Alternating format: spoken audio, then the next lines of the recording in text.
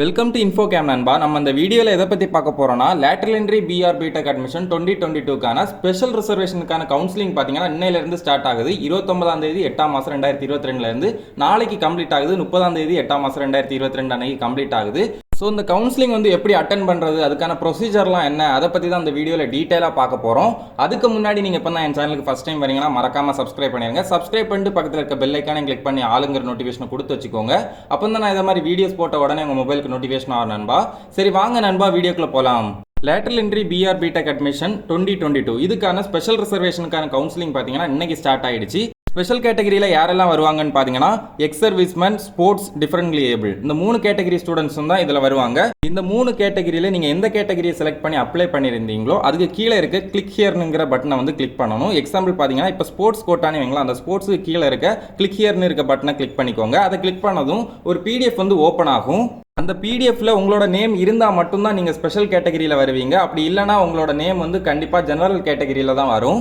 அந்த பிடிஎஃப்ல உங்களோட நேம் இருந்துச்சுன்னா நீங்கள் என்ன பண்ணணும்னு பார்த்தீங்கன்னா, அப்படியே ஸ்க்ரோல் பண்ணி கீழே வந்தீங்கன்னா கீழே ஒரு ஃபார்ம் கொடுத்துருப்பாங்க. அதில் உங்களோட name, application number, date of birth, community, mobile number, அதுக்கு கீழே பார்த்தீங்கன்னா நீங்கள் எந்த காலேஜில் ஜாயின் பண்ண விரும்புகிறீங்களோ அந்த காலேஜோட college code, college name, branch, இது எல்லாத்தையுமே கரெக்டாக எழுதிக்கோங்க. தப்பாக எதுவுமே எழுதிடாதீங்க.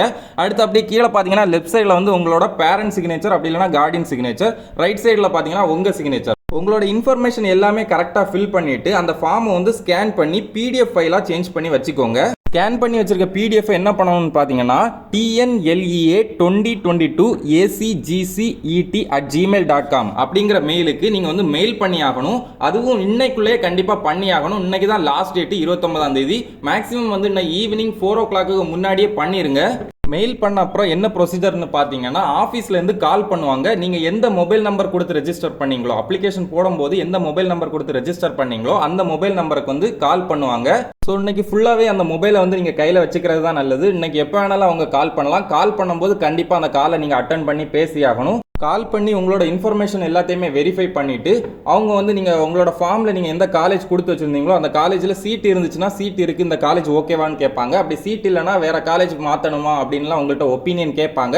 ஸோ அந்த டைமில் கூட உங்களுக்கு வேறு ஏதாச்சும் காலேஜ் மாற்றணும்னா கூட மாற்றிக்கலாம். அப்புறம் அந்த காலேஜ் நேம் ஃபில் பண்ணுறதுல உங்களுக்கு ஏதாச்சும் டவுட் வரதுக்கு வாய்ப்பு இருக்குது. எக்ஸாம்பிள் பார்த்தீங்கன்னா, ஒரே ஒரு காலேஜ் தான் ஃபில் பண்ண முடியுமா அப்படின்னு எல்லாம் உங்களுக்கு டவுட் வரதுக்கு வாய்ப்பு இருக்குது. இதுக்கான பதில் என்னென்னு பார்த்தீங்கன்னா, கண்டிப்பாக நீங்கள் இதில் ஒரு காலேஜ் மட்டும் தான் ஃபில் பண்ணணும்.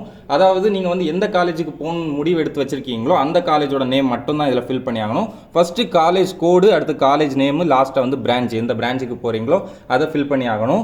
இந்த ஆப்ஷனை நீங்கள் மாற்றிக்கலாம். எப்போ மாற்றலாம்னு பார்த்தீங்கன்னா, அவங்க கால் பண்ணி கேட்கும்போது உங்களுக்கு வேறு காலேஜ் இல்லைனா எக்ஸாம்பிள் பார்த்தீங்கன்னா அதே காலேஜில் வேறு டிபார்ட்மெண்ட்டில் சீட் இருக்குது, அது உங்களுக்கு ஓகேவான எல்லாம் கேட்பாங்க.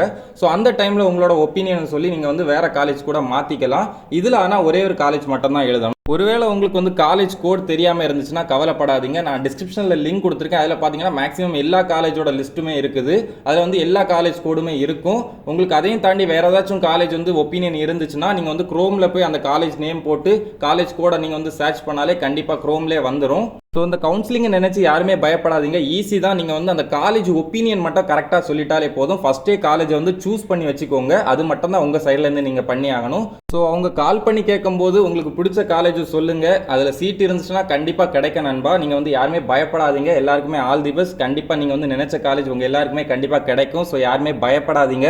ஸோ எவ்வளோ சீக்கிரம் உங்களால் மெயில் சென்ட் பண்ண முடியுமோ அவ்வளோ சீக்கிரம் மெயில் சென்ட் பண்ணிடுங்க. இன்னைக்குள்ளே கண்டிப்பாக சென்ட் பண்ணியாகணும். இன்றைக்கி தான் லாஸ்ட் டேட்டு. நாளைக்கெல்லாம் சென்ட் பண்ணிங்கன்னா கண்டிப்பாக முடியாது. நாளைக்கு பார்த்தீங்கன்னா டென்டேட்டிவ் அலாட்மெண்ட், ஃபைனல் அலாட்மெண்ட் அதெல்லாம் இருக்கும். ஸோ இன்றைக்கே நீங்கள் கண்டிப்பாக மெயில் சென்ட் பண்ணி ஆகணும். லாஸ்ட் இயர்லாம் பார்த்தீங்கன்னா ஸ்பெஷல் ரிசர்வேஷன் ஸ்டூடெண்ட்ஸுக்கு இந்த மாதிரிலாம் கவுன்சிலிங் நடக்கலை. ஆன்லைன்லேயே அவங்க சாய்ஸ் ஃபில் பண்ணி அந்த மாதிரி தான் நடந்துச்சு. ஆனால் இந்த வாட்டி தான் கால் பண்ணியெல்லாம் கேட்குறாங்க.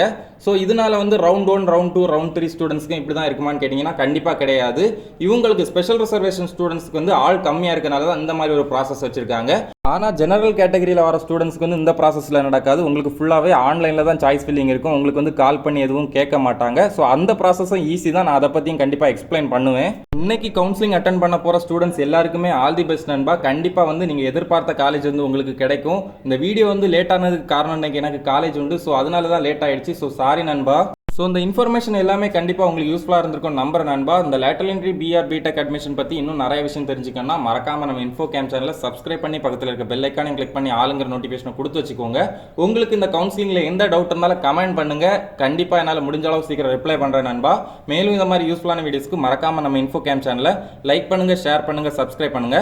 இந்த வீடியோ உங்கள் ஃப்ரெண்ட்ஸ் அப்புறம் ஃபேமிலி எல்லாருக்குமே ஷேர் பண்ணுங்க நண்பா. தேங்க்யூ.